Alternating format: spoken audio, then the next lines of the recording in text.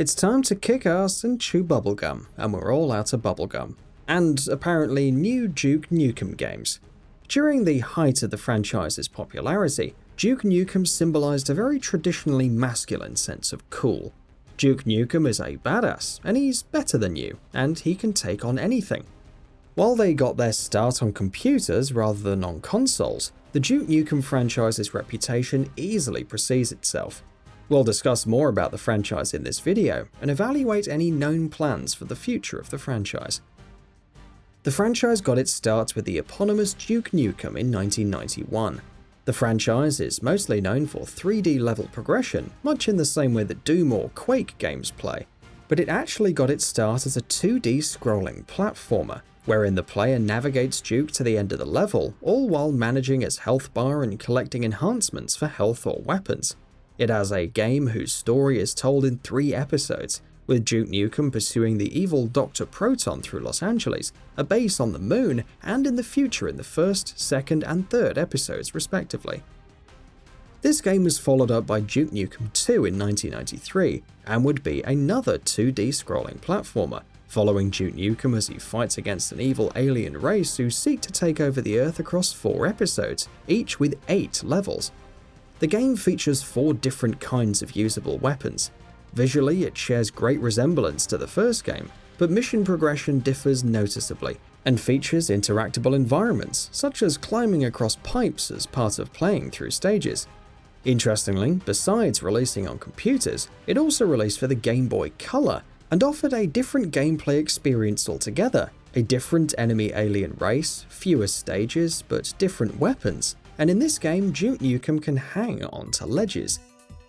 It would be with Duke Nukem 3D that the franchise and its reputation would really take off. It's the franchise's first-person shooter, and sits amongst a pantheon of pivotal computer FPSs such as Quake, Doom, and Wolfenstein 3D for their popularizing of 3D shooter action games. Compared to games such as Quake or Doom, Duke Nukem 3D is noticeably less linear, with destructible stage elements and the ability to interact with environmental elements such as climbing through air ducts. Duke Nukem 3D also incorporates game design ideas that noticeably differ it from its franchise predecessors, such as a portable medkit that allows Duke Nukem to heal himself at will. Another evolution of note from its predecessors for the series is the introduction of online multiplayer, in line with the other computer-based popular shooters of the day. Players can play on levels used in the main scenario, or on levels made by the level editor included with the game, the same one used by the game's developers, and the option for cooperative progression through the game's main scenario was also an option. Duke Nukem 3D and the first 2 Duke Nukem games have all been developed by the same company. While 3D Realms is listed as the developer for Duke Nukem 3D, it's also the name that Apogee Software took on after 1996. And while Duke Nukem 3D would be followed up by a host of other spin-offs following its release, there would not be a proper sequel for quite some time, not until 2011 with Duke Nukem Forever. Not that this was intended to be the case, as it was initially announced back in 1997, but was delayed and even one officially cancelled at one point in 2009, though development continued in spite of that. 3D Realms, responsible for the development of the influential Duke Nukem 3D, did not end up completing the game themselves, but Triptych Games and Gearbox Software would finish the job, with Triptych containing some personnel from the original Duke Nukem developers 3D Realms. Duke Nukem Forever features interesting deviations from past games, including the way health works. First, Duke Nukem's ego bar must be depleted, and then his health bar can be depleted. Duke Nukem Forever was also treated to a DLC expansion called The Doctor Who Cloned Me, an additional scenario campaign featuring the villain Dr. Proton from the first Duke Nukem game.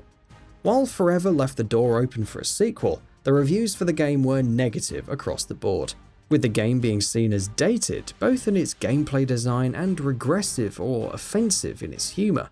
It was also seen as a weak gameplay experience, plagued by poor controls and too long loading times. The game plays slowly, despite trying to harken back to the shooters that 3D released alongside, and despite not containing more movement sophistication associated with more modern shooters, such as cover mechanics. This all said and done, it would turn out that Duke Nukem Forever holds the longest ever development time for a video game, a time marked by repeated releases of promotional media, 14 years and 44 days. Rather than a strong return to form, the game is mostly known for a comically long development time and for being disappointing upon release. The Duke Nukem franchise has also been host to a variety of spin-off games. Releasing in 1998 on the PlayStation is Duke Nukem Time to Kill. This game was not developed by 3D Realms, but by N-Space. Following that, in 1999 for the Nintendo 64 is Duke Nukem 0 Hour, developed by Eurocom, known for their work on certain 007 titles. However, while 007 GoldenEye is seen as an N64 classic, this game released to mediocre reviews. The last main spin-off for the Duke Nukem franchise would be Duke Nukem Manhattan Project, originally releasing for the PC in 2002. It's a game that plays in 2.5D and allows for the player to focus zoom on either the environment or on enemies, and at times allowing the use of a jetpack for traversal. While Duke Nukem Forever teased a sequel, the future doesn't seem good for another new game at all. In a statement dated April 2017, Gearbox made it clear that they have no plans to work on another Duke Nukem game anytime soon, after discussing Duke Nukem's cameo appearance in Bulletstorm. It's a rather strange turn of fate for a franchise littered with cancelled projects, signalling the once great interest in continuing the life of the franchise. The voice actor for Duke Nukem outright stated in a Twitter post at the end of this past January that there is nothing in the works for Duke Nukem. We can hope that the fates of the character change in the future, but in order to do so, the character very likely has to evolve and find a place in the modern gaming landscape, rather than playing to gameplay experiences or humour sensibilities associated with the past. What do you think is needed for a new Duke Nukem game to succeed? While there are a variety of other shooter franchises that are active, Duke Nukem is notable for being both a shooter and placing heavy emphasis on its protagonist. Let us know in the comments section below, and as always, thanks for watching.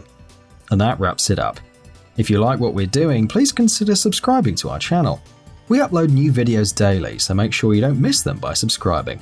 We appreciate your support, and we thank you for checking us out.